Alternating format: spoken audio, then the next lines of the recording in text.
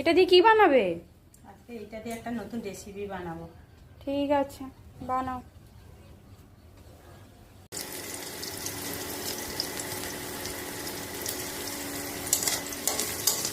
দেখুন বন্ধুরা, পেঁয়াজটা আমাদের ভাজা হয়ে গেছে। পেঁয়াজটা আমরা অন্য পাত্রে তুলে নেব। সেই কড়াইতে আমরা শাকগুলো দিয়ে দেব।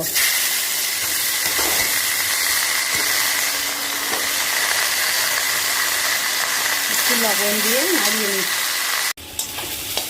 এই যে আমাদের শাক ভাজা ভাজা হয়ে গেছে। এবার ভেজে রাখা পেঁয়াজ আর লঙ্কাগুলো এর মধ্যে দিয়ে নাড়িয়ে নেব। তাহলে ব্যাস, আমাদের এই সজনে শাকের ভাজা রেডি। আপনারা এইভাবে বাড়িতে বানিয়ে খাবেন।